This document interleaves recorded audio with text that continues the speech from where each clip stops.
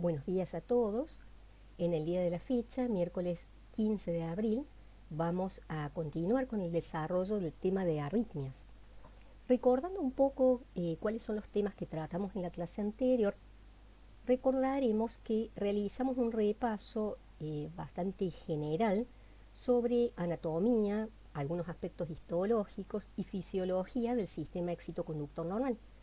De esta manera pudimos repasar de qué manera cada uno de los latidos originados desde el nódulo sinusal y conducidos a través de este sistema especializado logra que el miocardio, como estructura elástica, logre una contracción, sea de las aurículas o de los ventrículos.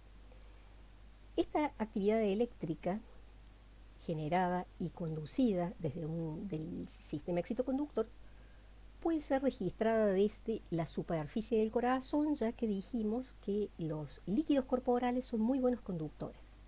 De esta manera, el registro de la sumatoria de eventos eléctricos que se producen en las distintas partes del corazón pueden ser registrados en un trazado que se denomina trazado electrocardiográfico, el electrocardiograma de superficie.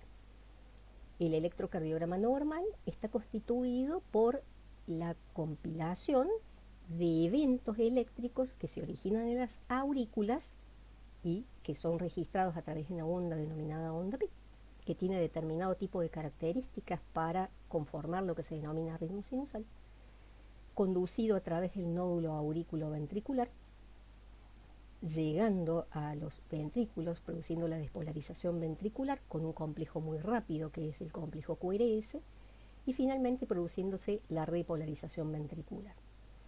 Esto es lo que constituye un latido normal que, registrado en el tiempo, en el transcurso de segundos o minutos, nos permite obtener un electrocardiograma de superficie de 12 derivaciones. Cabe aclarar que este electrocardiograma de 12 derivaciones podemos llegar a modificarlos tal como ocurre en eventos coronarios agudos, en los cuales podamos probablemente necesitar recurrir a derivaciones alternativas, derivaciones derechas o derivaciones que nos permitan registrar qué es lo que está ocurriendo en la cara posterior del corazón. En condiciones normales, el electrocardiograma de superficie está constituido básicamente por 12 derivaciones. Las derivaciones bipolares de 1 a D3, las derivaciones aumentadas o amplificadas de los miembros, ABR, ABL, ABF, y las derivaciones del plano horizontal que registran los eventos eléctricos en todo el plano horizontal de B1 a B6. Ahora bien, ¿de qué manera reconocemos una arritmia? ¿Qué es lo que puede motivar la evaluación de un paciente por arritmia? Habíamos comentado que cualquiera de nosotros, tengamos cardiopatía de base o no, podemos llegar a percibir latidos que probablemente no son la percepción de latidos habitualmente no es normal, salvo en situaciones de estrés o en determinadas condiciones físicas. Sin embargo, algunos pacientes pueden llegar a consultar porque tienen sensación de palpitaciones, disnea, dolor de pecho, mareos, presíncopes, síncopes o en muchos casos el debut de la arritmia o la primera manifestación puede ser la muerte súbita, tema que también vamos a desarrollar en algún momento. Es importante tener en cuenta que estos síntomas, como pueden ser las palpitaciones, son apreciaciones subjetivas de latidos o de alteraciones del ritmo y que puede ser expresada de la manera más diversa y heterogénea que puedan imaginarse. En muchos casos, estas palpitaciones no necesariamente se registran como latidos raros, sino simplemente se manifiestan como intolerancia a la actividad habitual o superior a la habitual. Esta es una de las posibilidades, el desarrollo de síntomas. En otros casos, a través de los controles propios o de algún colega o de personal de enfermería, puede detectar alteraciones del ritmo, de tal forma que estos signos registrados a través del examen del paciente y constatados por pulso irregular o porque en algún momento el paciente realiza un electrocardiograma y le dicen que es un electroanormal, es otra de las posibilidades por las cuales podemos llegar a evaluar a un paciente por arritmia. Pero no olvidemos que un alto porcentaje de pacientes pueden ser asintomáticos u oligosintomáticos. Ahora, ¿cómo ¿cómo analizamos un electrocardiograma para decir que el electrocardiograma es normal o no? Bueno, la Cátedra de Clínica Médica 2 desde hace aproximadamente 5 años desarrolla todos los años un módulo optativo sobre electrocardiografía clínica. Veremos en función de los tiempos que nos toca vivir de qué manera el profesor Bergottini y la facultad permiten el desarrollo o organizan el desarrollo de esta actividad. Por lo pronto, y para no complejizar demasiado la situación, pero sí como para poder analizar lo que viene a continuación, vamos a decir que para evaluar un electrocardiograma es fundamental realizar una sistemática, realizar un análisis ordenado de lo que estamos observando. Lo primero que evaluamos es el ritmo, la importancia de poder discriminar si el paciente tiene un electrocardiograma con ritmo sinusal o ritmo no sinusal. Segundo, la frecuencia. La frecuencia cardíaca, que en muchos casos, como en algunas de las arritmias que vamos a analizar, requieren no solamente controlar la frecuencia ventricular, sino también la frecuencia auricular o ambas. El eje del QRS, que es un tema que posteriormente en algún momento seguramente se va a desglosar. A continuación, se realizan las mediciones de la duración de los intervalos, los segmentos, el voltaje de las ondas y obviamente signos de sobrecargas de cavidades. ¿De qué manera realizamos el cálculo de la frecuencia cardíaca? Cuando estamos en presencia de ritmos regulares, es bastante sencillo realizar el cálculo de la frecuencia. La manera más exacta de hacerla, dado que hay distintas formas, es midiendo la cantidad de cuadrados pequeños entre dos ondas seguidas, sean ondas R u ondas P. Calcular la cantidad de cuadrados pequeños. Recuerde que cada cuadrado grande contiene 5 cuadraditos pequeños, cada uno de los cuales mide 0.04 segundos, de tal forma que cada cuadrado grande mide 0.20 segundos. Conclusión.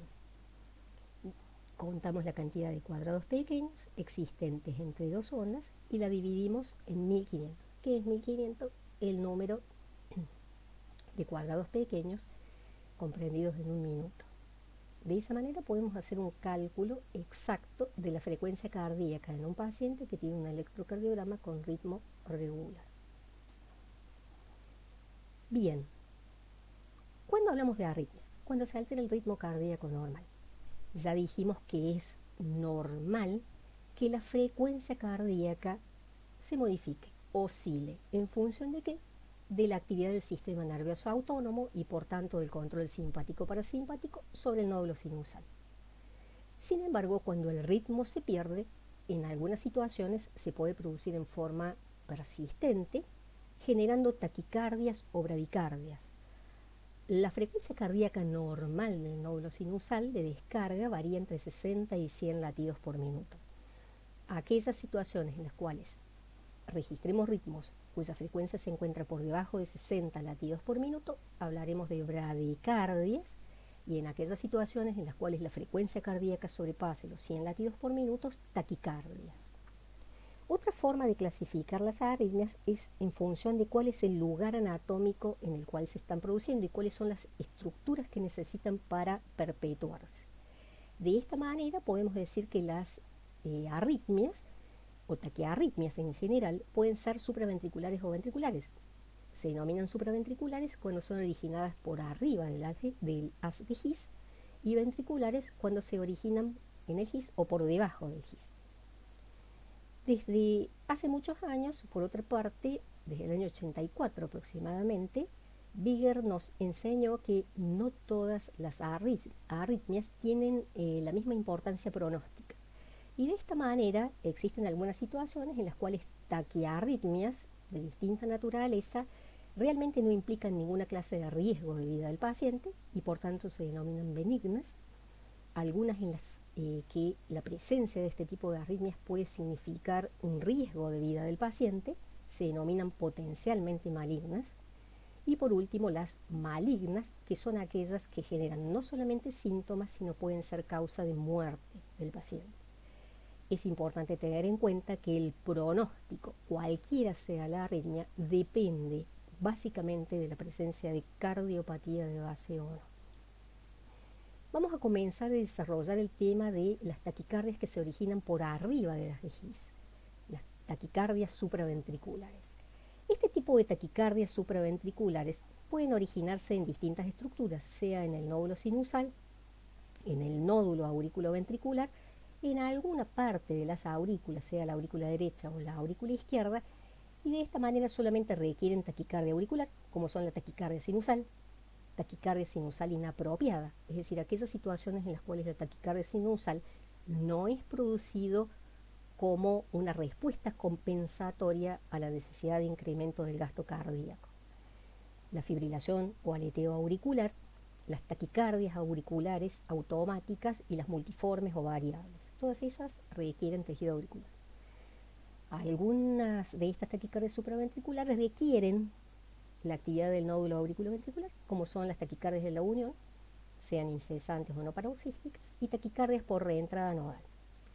Y por último, las taquicardias que requieren vías accesorias, dijimos, verdaderos cortocircuitos entre aurículas y ventrículos que saltan el nódulo auriculoventricular y que permiten una conducción rápida de aurículas a ventrículos. No se asusten, de estas vamos a desarrollar fundamentalmente las de más prevalencia, para que ustedes puedan reconocerlas en trazados electrocardiográficos. Es importante tener en cuenta que para que se produzca una taquicardia supraventricular puede existir causas cardíacas, o sea, situaciones que predisponen al desarrollo de este tipo de arritmias, como son todo lo que ya hemos mencionado: enfermedad coronaria, insuficiencia cardíaca, cualquiera sea su origen, miocardiopatías de distintas naturalezas, valvulopatías, sean derechas o izquierdas, cardiopatías congénitas de cualquier tipo, enfermedades eléctricas primarias, como son las enfermedades de los canales o canalopatías, o bien las vías accesorias que también hemos mencionado varias veces. Pero es importante la presencia de desencadenantes, gatillos, causas no cardíacas que pueden ser las que desencadenen el desarrollo de arritmias de cualquier naturaleza. Es así que hay distintas situaciones que pueden estimular el automatismo normal o anormal de distintas estructuras. Dentro de las causas no cardíacas que pueden desencadenar arritmias se encuentran estimulantes como la nicotina, el alcohol, el exceso de cafeína, situaciones de estrés físico o mental, que también conocemos todos los estudiantes y ex estudiantes de medicina, enfermedades como el hipertiroidismo, trastornos electrolíticos, drogas de distintos tipos. No estamos hablando solamente de drogas ilícitas, que hoy por hoy son una causa o un motivo desencadenante muy frecuente de taquiarritmias de distinta naturaleza que originan la evaluación, control e inclusive internación de pacientes jóvenes por guardia. Dentro de las drogas pueden ser drogas de prescripción médica como antiarrítmicos, antidepresivos, antihistamínicos. Ojo con los supresores del apetito, que suelen ser motivos de automedicación. Drogas de tipo adrenérgicas en esta época del año, fenómenos de tipo congestión de vía respiratoria y la utilización de gotas nasales. Otras situaciones médicas como pueden ser anemias de distintas naturalezas, hipovolemia, ansiedad, fiebre o mal descanso. Veamos este registro electrocardiográfico y comencemos a familiarizarnos con estos registros. Este es un registro electrocardiográfico de 12 derivaciones, con las derivaciones, como habíamos dicho, bipolares, de 1, de 2, de 3, las derivaciones aumentadas o amplificadas de los miembros, ABR, ABL y ABF, las derivaciones del plano horizontal o precordiales, B1 a B6.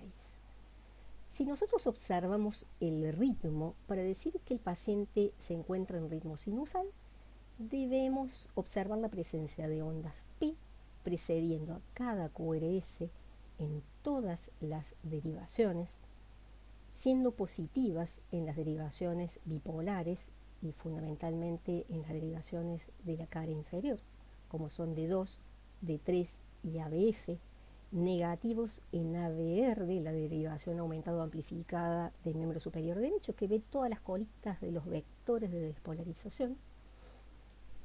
Puede ser positivo o negativa en B1. La frecuencia cardíaca varía entre 60 y 100 latidos por minuto y todos los intervalos PR, es decir, desde el inicio de la onda P hasta el inicio de la onda Q o R de despolarización ventricular, deben ser todos iguales y variar entre 0,12 y 0,20 segundos. Si tenemos en cuenta todas estas características, es decir, presencia de ondas P, la frecuencia, la polaridad y los intervalos PR, podemos decir que estamos en presencia de ritmo sinusal. Ahora, dijimos que la frecuencia cardíaca debe variar entre 60 y 100 latidos por minuto. Si nosotros observamos este electrocardiograma, reúne todas las situaciones que acabamos de describir. Sin embargo, la frecuencia cardíaca es superior. Si dividimos 1500 en el número de cuadrados pequeños, que son 5, 10, 12, veremos que la frecuencia cardíaca es de 125 latidos por minuto, sobrepasa la frecuencia del ritmo sinusal. Estamos en presencia de una arritmia, estamos en presencia de una taquicardia fisiológica, que es la taquicardia sinusal. En situaciones de estrés, como pueden ser exámenes físicos, actividad física, situaciones de angustia, como dijimos, mal de descanso, exceso de estimulantes del aparato cardiovascular, etc., en presencia de fiebre, anemia, etc., simplemente el aumento de la frecuencia cardíaca ya hemos visto que es un mecanismo compensador para aumento del volumen minuto cardíaco. Esto es una taquicardia sinusal. En aquellas situaciones en las cuales no podamos identificar una causa que desencadene la taquicardia sinusal y que ésta sea persistente aún en reposo, estaríamos hablando de una taquicardia sinusal inapropiada. Si no, como decíamos, es un mecanismo fisiológico de compensación. Veamos en este registro electrocardiográfico. Nuevamente un electrocardiograma de 12 derivaciones, V1 a V3, ABR a VF, V1 a V3, V4 a V6. Más allá de que tiene características especiales que podríamos llegar a describir en relación no tanto al ritmo, sino a la frecuencia, el eje eléctrico del QRS y las características de la despolarización ventricular en el plano horizontal, con estas flechitas rojas estamos destacando, fíjense, esta tira inferior que es una tira de control de ritmo en D2, en la derivación D2. Vamos a ver latidos sinusales y de repente la aparición de un latido señalado por la flechita roja, que es un latido fuera de lugar, es un latido que está fuera de tiempo, anticipado. Nuevamente vemos un latido sinusal, toda una secuencia de latidos sinusales y nuevamente un latido anticipado, precoz, señalado por las flechas rojas. Si observamos con detenimiento, personalmente no veo la presencia de una onda P, pero sí vemos que el QRS, así como la onda T, es decir, la despolarización y repolarización ventricular, son iguales a la de los latidos sinusales. No veo la onda P, probablemente esté incluida en la onda T, o sea, demasiado precoz. Estos latidos anticipados y de origen ectópico, que pueden tener presencia de onda P, pero cuya morfología de la despolarización y repolarización ventricular es igual a la de los latidos basales, se denominan extrasístoles supraventriculares. Fíjense aquí en B3 lo que decíamos. Aquí sobre la onda T, fíjense en B2 y B3, hay una onda P que sin dudas es diferente a la onda P sinusal y cuyo PR es diferente al PR de los latidos sinusales. Esto es una extrasístole supraventricular. Son arritmias extremadamente frecuentes en cualquiera de nosotros, en corazones estructuralmente sanos. No implican ninguna clase de problema, salvo en personas muy susceptibles, en los cuales si son frecuentes, pueden desencadenar o pueden ser causa de motivo de síntomas y palpitaciones. Veamos este caso. Aquí, iniciando este latido, tenemos una onda P, la despolarización y repolarización ventricular, un nuevo latido aparentemente sinusal, pero de repente aparece un latido totalmente diferente a los latidos basales sinusales. También es un latido fuera de lugar, es un latido precoz, anticipado. No observamos la presencia de onda P. La despolarización ventricular, es decir, el QRS, y la onda T, repolarización ventricular, son totalmente totalmente diferentes a los latidos sinusales. Este también es un latido anticipado, pero es un latido anticipado evidentemente de un origen ectópico, es decir, se origina por fuera del nódulo sinusal, pero con ausencia de NAP y con características de despolarización y repolarización ventricular diferente. Esta morfología aberrante de latidos anticipados es característico de las extrasístoles ventriculares. Tampoco constituye un problema. Solemos encontrarlo en personas con corazones estructuralmente sanos. Cualquiera de nosotros puede llegar a tenerlos. No tiene mayor problema. Sí puede originar palpitaciones en personas susceptibles. El problema es cuando se agrupa. Más adelante desarrollaremos el tema. Hemos visto entonces ya, hemos comenzado a evaluar arritmias extremadamente frecuentes, como son las taquicardias sinusales, que es una taquicardia fisiológica, las extrasístoles supraventriculares y las extrasístoles ventriculares. A ver qué pasa cuando estos latidos fuera de lugar se arraciman, comienzan a sucederse en tiempo y generan fenómenos diferentes a las del ritmo sinusal. Hablamos de taquicardias supraventriculares, es decir, originadas por encima del nódulo sinusal cuando el ritmo cardíaco sobrepasa los 100 latidos por minuto. Los QRS son estrechos, dijimos que no está alterada ni la despolarización ni la repolarización ventricular. Todos los estímulos necesitaban estructuras que estuvieran por arriba del GIS, sea tejido auricular o el nódulo auriculoventricular o bien la aparición de una vía aberrante. Por tanto, los estímulos, cualquiera sea el lugar en donde se estén originando, van a descender a los ventrículos a través del nódulo auriculoventricular, salvo en las vías ectópicas. Por tanto, podemos decir que todas las taquicardias supraventriculares tienen complejo o QRS estrecho. Todas las taquicardias con QRS estrecho son taquicardias supraventriculares. No hay posibilidad de que una taquicardia originada por debajo de las GIS tenga QRS estrecho. Ahora bien, vamos a esta columna del lado derecho. No todas las taquicardias supraventriculares originadas por arriba de las GIS tienen QRS estrecho. ¿Por qué? Y porque puede ser que el paciente tenga un bloqueo de rama de base, es decir, ya tiene un QRS ancho basal. Puede ser que el paciente pueda llegar a tener un bloqueo funcional, que también lo hemos mencionado anteriormente, que depende de frecuencia. El paciente aumenta la frecuencia cardíaca, aparece taquicardia y se bloquea una de las ramas, derecha o izquierda. Eso se llama aberrancia de conducción. Se trata simplemente de la presencia de un bloqueo funcional. O bien puede ocurrir, que también vamos a ver electrocardiogramas, que la taquicardia que se origina por arriba de las GIS esté descendiendo a los ventrículos, pero no ya por el nódulo auriculoventricular, sino que quizás pueda hacerlo, pero comienza a activar una vía accesoria, lo que ocurre en los síndromes de preexcitación. Las taquicardias supraventriculares son realmente taquicardias con una incidencia y una prevalencia interesante. Tienen un neto predominio en sexo femenino, lo que no significa que no puedan aparecer en hombres. Son más comunes en mujeres jóvenes, entre los de 12 y 30 años, y en algunos casos suelen tener sintomatología característica que nos orientan a definir cuál puede ser la génesis y ante qué tipo de taquiarritmia estamos presentes. Si observamos este gráfico, es un sistema de coordenadas cartesianas en las cuales vamos a ver porcentaje de aparición de casos en función de la edad, desde los 5 años hasta los 100.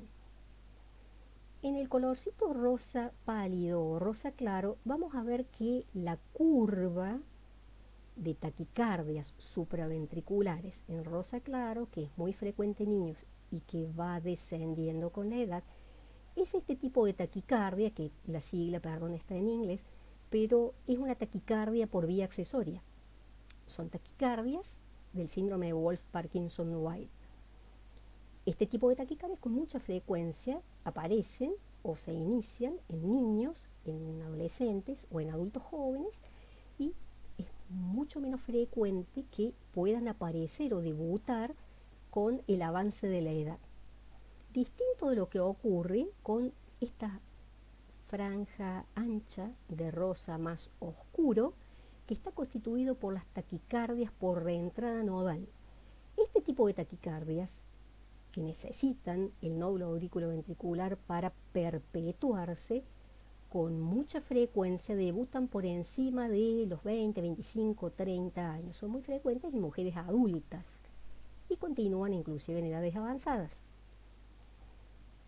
Por último, vemos esta última franja en rojo, que realmente observamos que hay una prevalencia que va aumentando en función de la edad. Está es decir, muy poco frecuente, no significa que pueden estar ausentes, pero es muy poco frecuente en niños, en adolescentes, en adultos jóvenes, sino que particularmente aparece en adultos mayores o en edades avanzadas de la vida, son las taquicardias auriculares. Todo esto que parece tan raro, son taquicardias que realmente son frecuentes. Ustedes la van a ver con frecuencia en guardias, en pacientes internados, en salas de clínica médica o en unidades de terapia intensiva. Son de frecuente presentación, suelen ser recurrentes y generalmente son muy buenas, es decir, implican bajo riesgo de vida de los pacientes. Son un motivo frecuente de consulta en las salas de emergencias. Como dijimos, tienen un predominio 2:1 en mujeres, una prevalencia en general de un 3.7% de la población, una incidencia que es bastante alta en pacientes con insuficiencia cardíaca y suelen ser un motivo frecuente de descompensación. Pueden tener clínica variable, es decir, de pacientes asintomáticos hasta pacientes que presentan síncopes. Y en algunas situaciones pueden aparecer en corazones estructuralmente sanos, las denominadas taquicardias solitarias, que son frecuentes de observar en pacientes jóvenes y con frecuencias cardíacas muy elevadas. ¿Cómo reconocemos una taquicardia supraventricular? Comencemos preguntando. Cada vez que un paciente consulta por palpitaciones, es imprescindible agotar el síntoma. ¿A qué llama el paciente palpitación? Dijimos que tratándose de un síntoma tan subjetivo, las formas de percibirlo y de expresarlo de cada paciente son variables. Siempre es importante preguntar entonces al paciente qué es lo que siente, en dónde. Hay algunas palpitaciones, como vamos a ver las taquicardias por reentrada nodal, que característicamente suelen percibirse en la cara anterior del cuello. El paciente puede, como dijimos, tener palpitaciones, preguntarle cómo comienzan, cómo terminan. ¿Hay algún desencadenante típico? ¿Hay alguna maniobra que pueda realizar que la atenúa? ¿Tiene disnea o tiene síntomas asociados, como puede ser disnea, angina del pecho, mareo, estado presincopal, síncope? Y como dijimos, en algunos casos el debut lamentablemente puede ser la muerte súbita. En segundo lugar, una vez que hemos agotado la anamnesis, pasaremos al examen físico e iremos en busca de signos. El pulso del paciente es regular o irregular. ¿Qué frecuencia cardíaca tiene? ¿Hay algún signo desde el punto de vista de la evaluación general que nos pueda orientar? Ustedes leerán en Farreras que hay un signo que se denomina signo de la rana, que aparece en taquicardias por reentrada nodal, que son latidos yugulares muy visibles. Recuerden que lo que observamos en el cuello es el pulso venoso, esta aparición de ondas A amplias y regulares son características de las taquicardias por reentrada nodal, dado que se produce una activación auricular, una sístole auricular y ventricular simultánea, de tal manera que esto determina un aumento de la presión venosa, de tal forma que a través del pulso, de la palpación del pulso arterial, la inspección del pulso venoso en cuello y la evaluación del electrocardiograma, podremos orientarnos sobre qué tipo de arritmias está presente. No olvidemos, una vez más, que los pacientes pueden ser asintomáticos o oligosintomáticos. Una vez más, recordamos que para obtener un trazado electrocardiográfico normal, tenemos el sistema éxito conductor, está organizado y especializado en originar y conducir estímulos de una manera muy eficaz. Esto puede ser registrado en un electrocardiograma normal. Pero existen situaciones en las cuales algunas de las estructuras normales, como el nódulo sinusal o el nódulo auriculoventricular, pueden prestarse para mecanismos de reentrada. Recuerdan, circuitos eléctricos particulares con dos vías diferentes unidas en la porción proximal y distal, con velocidades de conducción y periodos refractarios diferentes. Un estímulo, como puede ser una extrasístole, desciende por una vía que lo permite, pero se bloquea en la siguiente. Esto ocurre en condiciones normales. Pero si existe esta vía alternativa, y si tiene una velocidad de conducción y una refractariedad que lo permiten, una vez que ha descendido esta extrasístole siguiendo una vía normal, como puede ser el nodo AB, puede ascender por esta vía alternativa que ya no está bloqueada y generar un circuito de reentrada. Esas son las reentradas. Ese es el mecanismo por los cuales se pueden producir taquicardias sinusales inapropiadas, taquicardias por reentrada nodal. Estos se denominan circuitos de reentrada o microcircuitos de reentrada, o por macro reentradas o macrocircuitos de reentradas, como es la presencia de vías accesorias. Una extrasístole, una simple extrasístole originada a nivel de aurículas derecha o izquierda, en presencia de una vía accesoria, puede descender por el nódulo auriculoventricular, pero también puede hacerlo por la vía accesoria. Esto hace que se generen una despolarización ventricular, que es un verdadero latido de fusión. Fíjense que este QRS es mucho más ancho que el de un latido sinusal normal. ¿Por qué?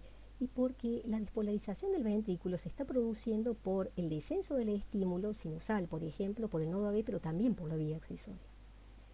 Esta onda que ensancha el QRS, característica de la presencia de vías accesorias, se denomina onda delta. Y podemos verlas en el electrocardiograma en las 12 derivaciones, en algunas de las derivaciones más ostensibles que en otras. Esta presencia de onda delta acorta el PR y ensancha el QRS. La presencia de este hallazgo electrocardiográfico más la aparición de taquicardias, sea que bajen o suban por la vía accesoria, son los que constituyen el síndrome de Wolff-Parkinson-White. Este gráfico lo hemos visto en la clase anterior. Dijimos que es un corte transversal en el cual estamos observando el corazón desde las aurículas.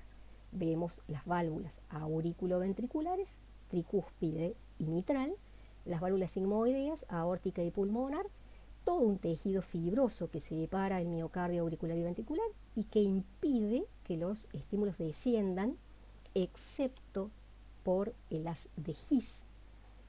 Y en este caso estamos simplemente localizando espacios en los cuales un porcentaje que varía entre 0,1 y 0,3 por mil de la población puede llegar a tener vías accesorias que facilitan la conducción de estímulos de aurículas a ventrículos por fuera del nódulo auriculoventricular. Estas se pueden localizar en el septum, en la pared lateral derecha o en la pared lateral izquierda de la aurícula izquierda. ¿Cómo realizamos el diagnóstico electrocardiográfico de una taquicardia supraventricular? Dijimos, son taquicardias con QRS estrecho. Siempre preguntamos cómo comienzan y finalizan los síntomas del paciente, pero también en algunos casos, si tenemos suerte, podemos registrarlo en el electrocardiograma o en un Holter. Y en particular si el paciente realiza maniobras vagales. Los pacientes que tienen síndromes de Wolff-Parkinson-White, particularmente, inclusive las mujeres que pueden tener taquicardias supraventriculares por reentrada nodal, conocen que maniobras vagales, como pueden ser provocar el vómito o el reflujo nauseoso, generar una tos forzada, provocar una maniobra de Valsalva, pueden llegar a cortar la taquicardia. Es una respuesta todo o nada a maniobras vagales que nosotros también podemos provocar en la práctica. Entonces, siempre tratamos de ver cómo comienza y finaliza la taquicardia. El otro hallazgo es la alternancia eléctrica. No se asusten, vamos a ver electrocardiograma. Si nosotros producimos un masaje de seno carotidio, podemos ver que se producen bloqueos auriculoventriculares. El masaje de seno carotidio en una taquicardia sinusal puede disminuir lenta y transitoriamente la frecuencia cardíaca, pero nuevamente la frecuencia, al cesar el masaje de seno carotidio, la frecuencia cardíaca aumenta. En el caso de algunas taquicardias por reentrada nodal o por vía accesoria, directamente puede suprimir la taquicardia. Las características de la onda P. No se asusten tampoco, pero la polaridad de la onda P en determinado tipo de derivaciones nos puede orientar a dónde se está originando la taquicardia. La localización de la onda P, y si tuviéramos la posibilidad de que el paciente acude a la guardia con palpitaciones, con una taquicardia con QRS estrecho en el electro y tiene además un electrocardiograma basal que pueda traerlo porque lo tiene disponible, mucho mejor para comparar. Esto que hablábamos, es lo que hablábamos recién, la presencia de ondas delta, es decir, ondas que preceden al QRS, es decir, a la despolarización ventricular, que ensanchan el QRS y acortan el intervalo PR, son los que constituyen estas ondas delta la característica electrocardiográfica de las vías accesorias, que constituyen el sustrato ideal para el desarrollo de taquiarritmias, como dijimos, particularmente en niños o en adolescentes o en adultos jóvenes, y constituyen el síndrome de Wolf. Como ustedes ven aquí, esto es un latido un poco mezquino, un electrocardiograma con un latido. Están las 12 derivaciones, en las cuales podemos observar la onda delta con distintas polaridades según la derivación. Fíjense este ABR, qué raro, ¿no? Cuando todas las ondas deben ser fisiológicamente negativas, como tenemos una onda no solamente R en ABR, sino con una onda delta claramente positiva. También la presencia de las ondas delta en las derivaciones precordiales, remediando un bloqueo de rama derecha en este caso, nos permite orientar a dónde está localizado el haz. Otro de los temas que siempre nos aterrorizan a todos es ver, tenemos una taquicardia con QRS estrecho. Fíjense acá, taquicardia con QRS estrecho. ¿En dónde está la onda R? Es bastante claro. Empezamos a desesperarnos a buscar en dónde está la onda T. Empezamos a ver la relación PR es mayor que la de RP, etcétera, etcétera, para ver qué tipo de situación ocurre. Fíjense, cuando estamos en presencia de una taquicardia regular con QRS estrecho, en el 60% de los casos no vamos a poder encontrar onda P en ninguna de las 12 derivaciones. Este es un electrocardiograma de 12 derivaciones. ¿En dónde está la onda P? No lo observamos. ¿Por qué? Y porque está incluida en el QRS. Solo en el 35% a 40% de los casos vamos a poder ver a la onda P separada del QRS. Puede estar detrás del QRS, fíjense aquí en D2, que bien se ve la onda P detrás del QRS. También en D3, no tanto en el plano horizontal, en ABF se ve muy bien, o sea, en toda la cara inferior, D2, D3, ABF. Una onda P retrógrada, es decir, que está por detrás de la despolarización ventricular. Esto ocurre en 35% de los casos. Y en un 5% de los casos, la onda P también podemos llegar a verla, pero precediendo al QRS, es decir, antes del QRS. Fíjense siempre en D2, D3, ABF, que claramente están presentes las ondas P. Aquí tenemos una taquicardia supraventricular. Si nosotros tuviéramos que definir cuál es el ritmo de este paciente, no vemos ondas P, no están precediendo cada QRS. Los PR, si hay algo que nos parece que es una onda P, los PR no son iguales en las 12 derivaciones. La frecuencia no varía entre 60 y 100 latidos por minuto.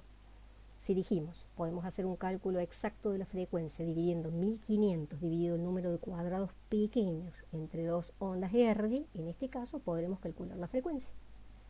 Claramente entonces estamos en presencia de un ritmo no sinusal con una frecuencia cardíaca que varía aproximadamente en 215 latidos por minuto, con un QRS que en este caso está conservado, de 1 es positivo y ABF es positivo, lo que hace que podamos decir que tiene una orientación normal, pero estamos en presencia de una taquicardia, es una taquicardia regular con QRS estrecho. pongámosle un nombre, taquicardia supraventricular. Sabemos que se está originando por arriba de las vejigas. ¿En dónde se puede estar produciendo? Y puede ser en el nódulo auriculoventricular o por una vía accesoria, cualquiera de los dos. Como dijimos, en función de los antecedentes, del sexo del paciente, de la edad del paciente, podemos llegar a orientarnos. Mucho más si es una mujer adulta que percibe sensación de latidos o saltos en la cara anterior del cuello. Nosotros lo observamos y vemos un latido, un pulso venoso acelerado con ondas A prominentes, y en presencia de este electrocardiograma y podemos llegar a orientarnos y decir que es muy probable que la reentrada esté en el nódulo auriculoventricular. Si a esto le sumamos algunas características del electrocardiograma, como es la presencia de una R chiquitita, SR' en V1, esto es un signo realmente muy característico de las taquicardias por reentrada en el nodo auriculoventricular. Estos simples signos, como son los latidos o el signo de la rana, los latidos en la cara anterior del cuello, y este hallazgo en el electrocardiograma prácticamente nos autorizan a confirmar la sospecha de una taquicardia por reentrada en el nódulo auriculoventricular. ¿Qué podemos hacer? Ahí vamos a ver cuál es la conducta que adoptamos en cada caso. ¿Se acuerdan que decíamos que una de las cosas a observar en el electro es la alternancia eléctrica? En este caso observamos, siempre sigamos la sistemática, chicos, sigamos un orden para describir el electrocardiograma: ritmo, frecuencia y eje del QRS. Aquí tenemos derivaciones de 1, de 2, de 3, ABR, ABL, ABF, y las derivaciones precordiales, B1, B2, B3, B4, B5, B6. El ritmo claramente es no sinusal. La frecuencia cardíaca la calculamos dividiendo 1500 dividido el número de cuadrados pequeños, que en este caso son 8. El eje del QRS, si D1 es negativo y ABF es positivo, está desviado hacia la izquierda. No se asusten, veremos de qué manera se puede realizar durante este año el módulo de electrocardiografía. En base a lo que hemos estado hablando, podemos decir que este paciente está con una taquicardia. Es una taquicardia regular con QRS estrecho, pero me llama mucho la atención, y seguramente ustedes fíjense en el plano horizontal, de qué manera hay algunos QRS que son más pequeños y otros más amplios. Esta diferencia en la amplitud de la despolarización ventricular se denomina alternancia eléctrica y suele ser característica de algunas de estas taquicardias supraventriculares. Como para pasar a la realidad, aquí simplemente vamos a ver el caso de una pacientita, una niña de 9 años, antecedentes de taquicardia supraventriculares de 1 año de diagnóstico, está medicada con digital, tiene un corazoncito estructuralmente sano, ha tenido ya 2 episodios de taquicardias supraventriculares en el último mes que requirieron cardioversión farmacológica con amiodarona. Es derivada a un servicio de electrofisiología para evaluar, del punto de vista invasivo, en presencia de cuál es el sustrato arrítmico, es decir, básicamente a dónde se está generando la reentrada. Entonces, esta niñita de 9 años tiene un ritmo no sinusal, es una taquicardia regular con QRS estrecho. Fíjense la alternancia eléctrica, que en este caso no solamente lo vemos en el plano horizontal,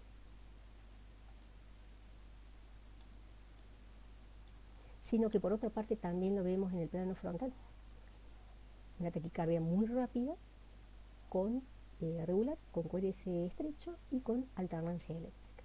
En el caso de esta paciente, que ya vemos que lleva 1 año de evolución de taquicardias y que en los últimos 30 días lamentablemente ha necesitado 2 internaciones para cardioversión con drogas, la paciente requiere obviamente tratamiento en forma invasiva, evaluación electrofisiológica, detectar el circuito de reentrada y realizar la ablación por radiofrecuencia. Este tipo de taquicardias supraventriculares, que hasta hace más de 20 años no teníamos más que el arsenal de drogas para poder revertirlas, hoy por hoy tiene la posibilidad de, a través de la ablación por radiofrecuencia, tener la posibilidad de curación entre un 95 y 97% de los casos, con un procedimiento invasivo y de bajo riesgo. Vamos a cambiar el espectro de las arritmias supraventriculares. Terminamos con las taquiarritmias regulares con QRS estrecho.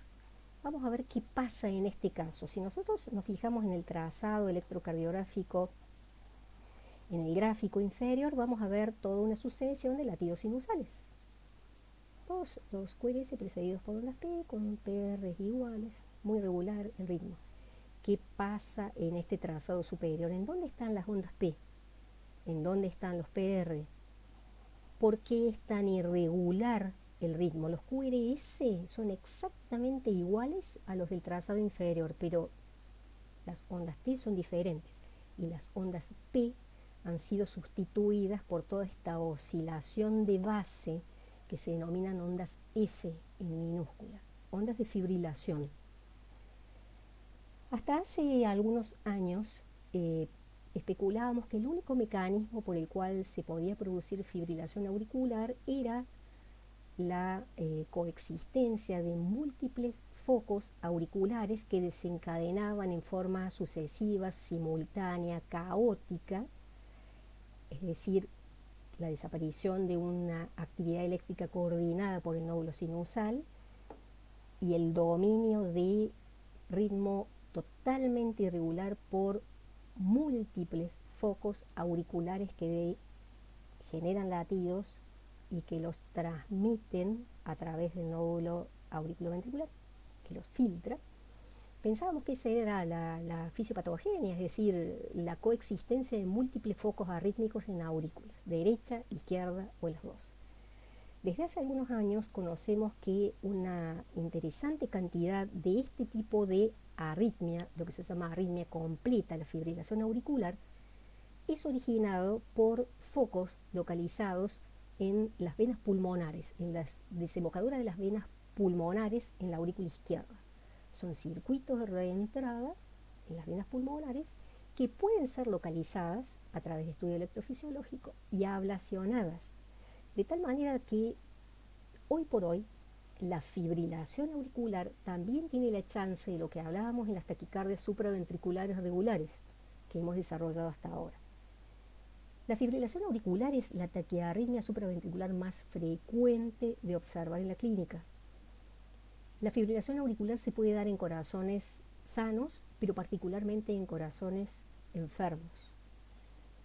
La pérdida del ritmo sinusal y la aparición de este ritmo caótico tiende a ser persistente en presencia de cardiopatía. Aquí no vamos a ver una actividad eléctrica organizada y secuencial desde el nódulo sinusal hasta el último miocardiocito ventricular, sino simplemente la aparición de múltiples ondas supraventriculares que se denominan ondas F, que pueden ser más o menos gruesitas, y que descienden por el nódulo auriculoventricular. Dijimos que en este nódulo hay un retardo fisiológico que afortunadamente permite transmitir una cantidad limitada de latidos. Este es el motivo por el cual recibe un impacto de 300, 500 o más latidos supraventriculares por minuto y solamente conduce 70, 100, 150, dependiendo de la edad del paciente, de la presencia de patología de base, de medicamentos.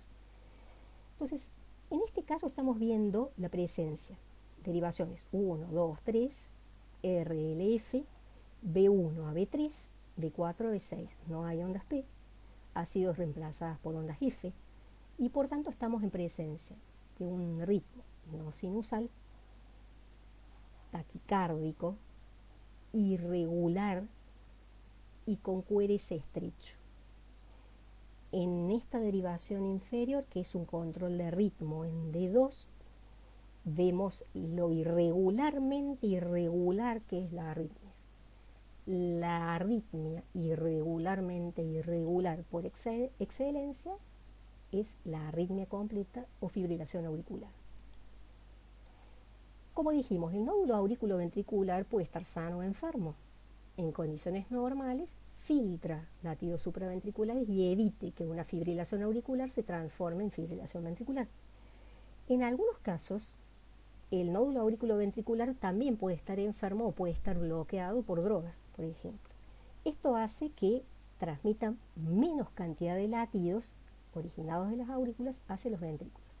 En este caso, en estas tres derivaciones de 1, de 2, de 3, estamos viendo que la frecuencia es baja, inclusive fíjense aquí hay una pausa de casi 3 segundos, originado por un cierto grado de bloqueo del nódulo auriculoventricular. Esto se llama fibrilación auricular de baja respuesta ventricular. Veamos este caso y vamos a ver por qué es tan importante siempre sospechar la coexistencia de patologías. Hablar de arritmias no significa hablar de un solo mecanismo. Como en medicina, siempre tenemos un pensamiento unicista y tratamos de integrar síntomas y signos, integrarlos en un síndrome y buscar nexos etiopatogénicos comunes. Este es un pacientito de 72 años, internado por insuficiencia cardíaca descompensada, tiene antecedentes de una miocardiopatía dilatada isquémico-necrótica, con una fracción de eyección realmente baja, 35%. Internado, está en tratamiento con vasodilatadores, diuréticos y con una infusión de inotrópicos. En determinado momento realiza un episodio de muerte arrítmica. Al electrocardiograma, y fundamentalmente por monitor, logramos ver esto. Fíjense, B1, B2, B3, ABR, ABL, ABF, B1, B2, B3, B4, B5, B6. Toda esta es una tira de control de ritmo en D2. Un poco osado, ¿no?, para un paciente que está con una frecuencia de casi 300 latidos por minuto, pero tuvimos la fortuna de poder realizar el electro mientras se prepara para realizar la reanimación del paciente. ¿Qué es lo que ocurrió en este caso? Estamos en presencia de una taquicardia irregular, aunque está bastante organizada, con QRS ancho. No dijimos, las taquicardias irregulares habitualmente son fibrilaciones auriculares, pero existen fibrilaciones auriculares con QRS ancho y sí, puede ser que el paciente pueda, dijimos, tener un bloqueo de rama de base, hacer un bloqueo en fase, o sea, un bloqueo funcional, o tener un síndrome de preexcitación. En este paciente, la coexistencia de una miocardiopatía dilatada con una vía accesoria. Tiene 72 años. La fibrilación auricular de base que tenía el paciente se transformó en una fibrilación ventricular, un mecanismo de reentrada. Esto generó la muerte arrítmica del paciente. Vamos a cambiar ahora y seguir avanzando, ya nos quedan poquitas arritmias supraventriculares. Fíjense cómo van cambiando las características electrocardiográficas. Habíamos visto una arritmia que es extremadamente irregular con ondas F chiquititas de la fibrilación auricular.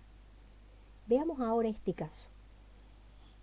En este caso tenemos un paciente con un electrocardiograma de 12 derivaciones, las derivaciones de 1 a D3, ABR a BF, B1 a B3, B4 a B6.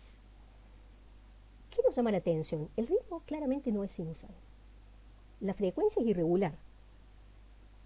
El eje del QRS es normal, de 1 positivo con una BF positivo. Pero en la cara inferior nos llama la atención en D2, D3 y ABF de unas imágenes, una irregularidad. No hay una línea isoeléctrica entre latidos, hay latidos como serruchitos.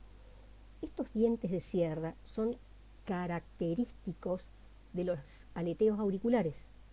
Veamos aquí el trazado inferior, este es otro paciente. Las 12 derivaciones y vamos a ver que hay onditas en dientes de sierra característico de los aleteos auriculares. El aleteo auricular también es una taquiarritmia supraventricular provocada por un mecanismo de reentrada.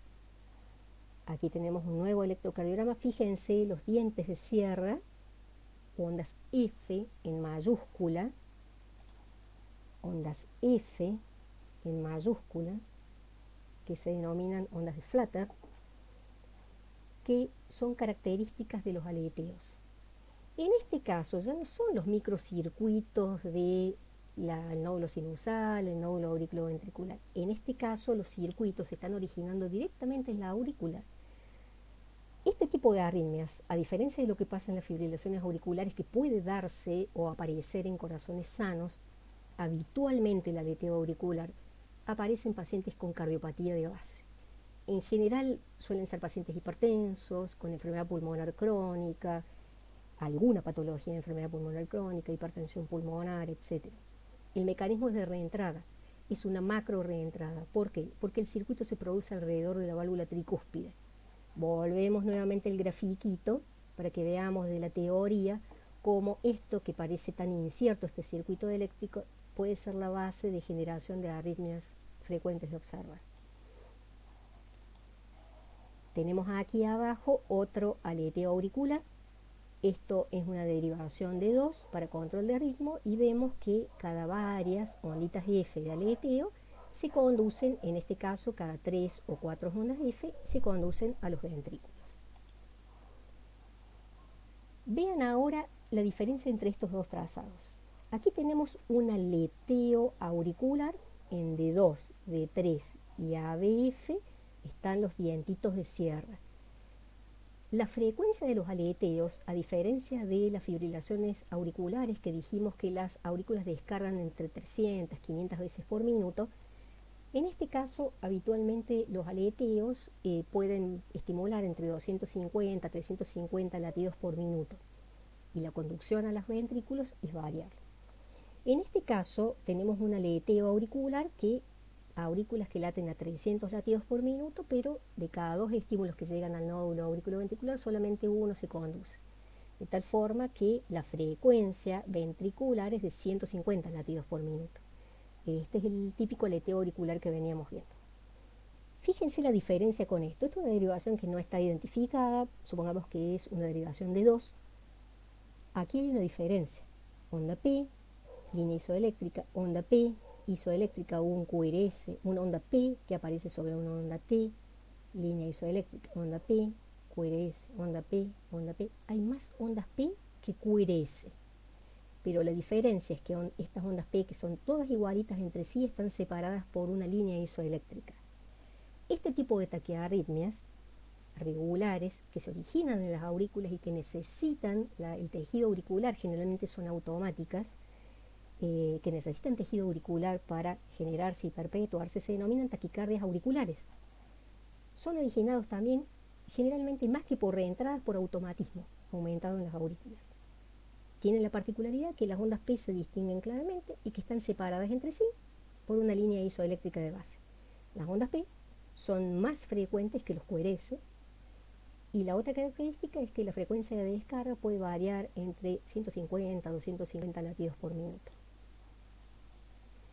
Por último, hemos hablado entonces de las taquiarritmias supraventriculares más frecuentes: taquicardia supraventricular, fibrilación auricular, aleteo auricular y, como para diferenciarlas, las taquicardias auriculares. Es importante tener en cuenta que cuando hablamos de taquicardias auriculares, si la frecuencia obviamente es alta, pero todas las P son iguales. Si la morfología de las P es diferente y tiene 3 o más morfologías diferentes, hablamos de taquicardia auricular multiforme o taquicardia auricular variable. Es decir, no hay un solo foco que esté generando la taquiarritmia, sino más de 3 o más de 3. Volvemos al tema del tratamiento. Los pacientes con taquicardias, con QRS estrechos, sean estrechos o anchos, pero que tienen compromiso hemodinámico, obligan a tomar medidas drásticas, como es la cardioversión eléctrica. No lo discutimos. Taquicardia con QRS estrecho, electrocardiograma regular. Si el paciente está inestable hemodinámicamente, no esperamos, realizamos la cardioversión eléctrica. Tendremos tiempo después de preguntar al paciente, a los familiares, etcétera, las características, cómo comenzó, a qué hora, etcétera. Se realiza obviamente después un electrocardiograma a ver si tiene algún signo de un electrocardiograma patológico de la base. Pero si el paciente está estable hemodinámicamente y podemos recabar antecedentes clínicos del paciente, realizar maniobras vagales. Recuerden, las taquicardias supraventriculares tienen la posibilidad en la mitad de los casos de ser cortadas, abolidas con maniobras vagales. Recuerden que para bloquear el nódulo auriculoventricular debemos masajear el seno carotidio izquierdo. ¿Por qué? Porque el nódulo auriculoventricular se origina en las estructuras embrionarias izquierdas. El nervio vago izquierdo es el que inerva predominantemente el nódulo auriculoventricular.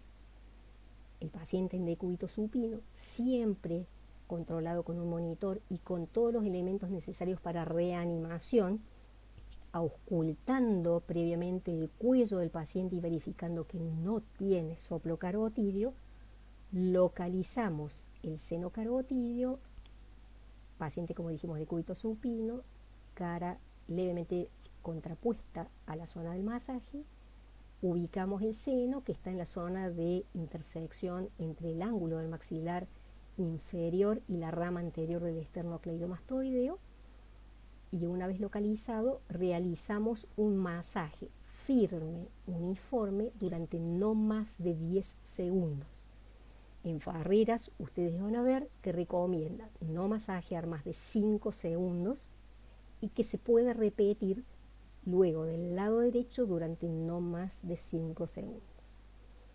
Si la taquicardia no se corta, la droga de primera elección para cortar este tipo de arritmias es la adenosina.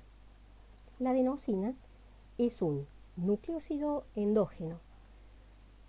Afortunadamente desde hace varios años lo tenemos disponible en el mercado. Actúa sobre receptores A1 de membrana, activando canales de potasio a nivel del nódulo auriculoventricular y también el nódulo sinusal. Aumenta la conductancia del potasio a través de la membrana celular y por tanto hiperpolariza la membrana, disminuyendo de esta manera la contractilidad auricular. Tiene la ventaja de que no tiene acción sobre las vías accesorias, actúa solamente sobre el nódulo auriculoventricular y el nódulo sinusal. Tiene una vida media muy corta, es la otra gran ventaja, no dura más de 1 o 6 segundos, se inactiva rápidamente. Sí tiene interacción. Ojo con las metilxantinas, dado que tiene un mecanismo de antagonismo competitivo con el dipidamol, por ejemplo. Se utiliza una dosis de carga de 6 a 18 miligramos. Paciente en decúbito supino, monitorizado, con todos los elementos necesarios para reanimación, con una buena canalización, cargamos la adenosina y administramos por Avon, a través de la vía, en bolo, rápido. El mecanismo de acción es inmediato, apareciendo supresión de la taquicardia, inclusive la aparición de bloqueos auriculoventriculares o asistolias transitorios, dado que es una droga con una vida media muy corta, rápidamente se inactiva y la bradiarritmia, el paro, el bloqueo, revierte. Obviamente tiene contraindicaciones, como sería el caso del asma bronquial, no administrar en pacientes que tienen hiperreactividad bronquial o que están hipotensos, y puede tener efectos adversos, sobre todo sensación de mucho calor, bochorno, disnea o presión precordial. ¿Cuál es la ventaja de la adenosina? Que prácticamente en el 90-95% de los casos suprime la taquiarritmia. Una droga de segunda elección es el verapamilo. Se administra en dosis de 5 miligramos en bolo, también por vía periférica, y se puede repetir a los 5 minutos.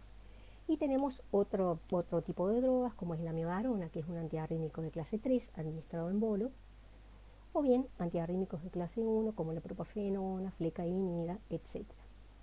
Dejamos para otro momento las taquicardias con QRS ancho y las drogas a utilizar.